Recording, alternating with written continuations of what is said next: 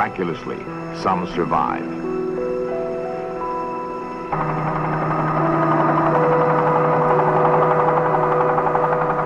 By morning, it is over. The coastline is in shambles. Entire towns are wiped away.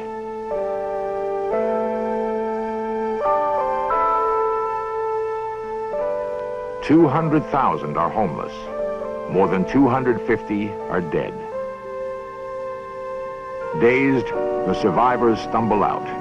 Each in his own way measures his loss. It's bound to be in here somewhere because all these are the houses that came from in this vicinity. They're all right in here in this neighborhood. But mine was right on the corner and I don't even see it. Yonder!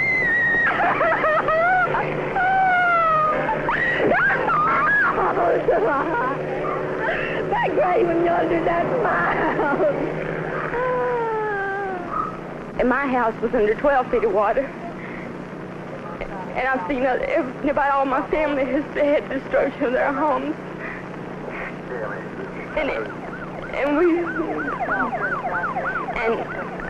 I hope I never see nothing like this again. I'm mighty young, but it's taking this hard blow. And I lost my shoes and half of my clothes I had on, but the lady lent me some clothes to wear, and she lent me a pair of shoes for me to walk home with, and I'm thankful, and I did a lot of praying. And Junior, darling, we all right, sweetheart. I love you.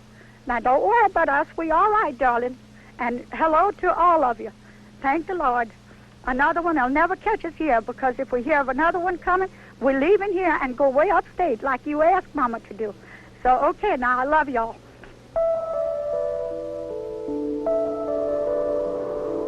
In its sheer destructive intensity, no storm in recorded history has matched Camille.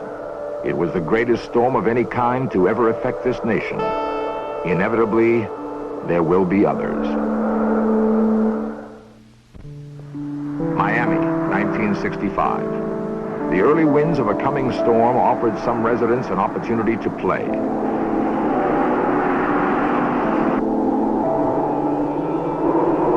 The fun, however, was short-lived.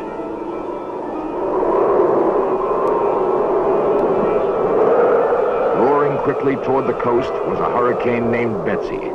It was the first to threaten eastern Florida in several years.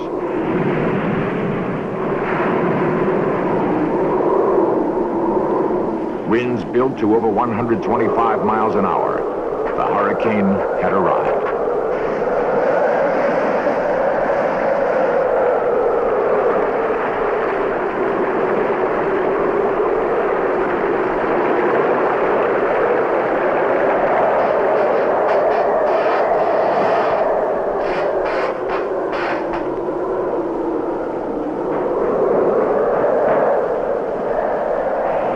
The storm pushed tons of water into Miami Beach.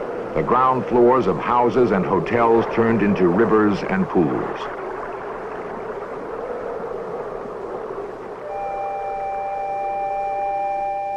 Before dawn, it was over.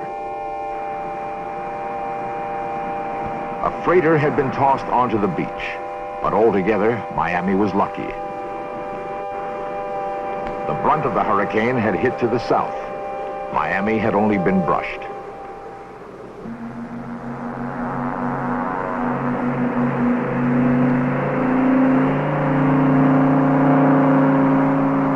Today, weather scientists use flying laboratories to study hurricanes for their working secrets. A gust probe measures the atmosphere a split second ahead of the plane. Elaborate sensor and data systems record air motion, temperature, and humidity.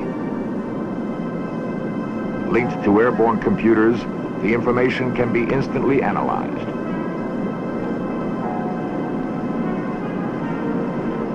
We still lack an exact knowledge of how and why hurricanes form, but we are constantly learning more about their complex functioning. Discoveries made on experimental reconnaissance flights may someday save countless lives from the most violent storm on Earth.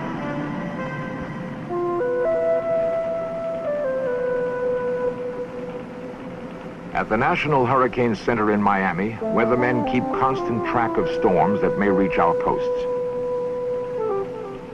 It is their job to warn us where and when a hurricane will strike.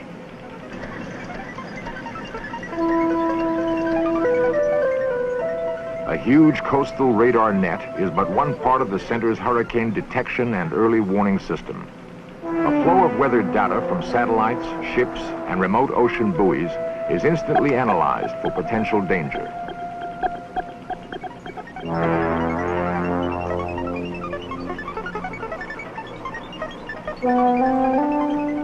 A special hurricane teletype circuit issues immediate warnings whenever a hurricane threatens.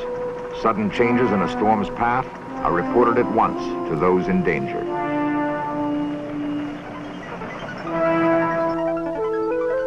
Dr. Neil Frank is director of the National Hurricane Center. He heads all hurricane detection and warning operations for the entire United States. Our knowledge about hurricanes has increased tremendously over the last, say, 20, 30 years. We now got satellites that have come along since the 60s. We had radar as a byproduct of World War II. Another byproduct of World War II was aircraft reconnaissance, and we started sending military airplanes out into these storms to give us information about them. There's been no question about a tremendous increase in our understanding. Unfortunately, we haven't been able to realize that same understanding in our forecast accuracy, so that we're not forecasting that much better today.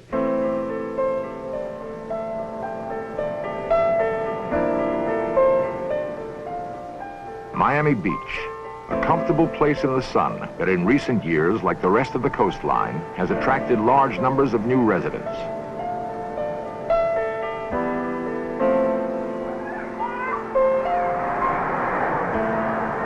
In Miami, as in nearly every other coastal city, there is a potential for hurricane disaster. A huge percentage of its population has never experienced a major hurricane. So it's been 25 years since we've experienced much activity over the state of Florida, and over 15 years since the people along the East Coast have experienced bad hurricanes. And that's where our greatest population increase is taking place at the present time. Now, the fear that we have is that people might become complacent. Now, in the meantime, the East Coast and even Florida has had some near misses, and we've been brushed by some, and we've had to post some warnings at times, and then the storm went someplace else, or we've gone through the fringes of some minor storms, had a weak storm come by, and we've developed some false impressions. And false impressions lead to poor decisions, maybe in the wake of the next hurricane that comes by that could indeed be a big one. The last major hurricane that we've had here was in 1926, a real big storm. On September 17th, Miami was devastated by a direct hit. A hurricane of unparalleled power lashed at Miami for 11 hours and left the city destroyed.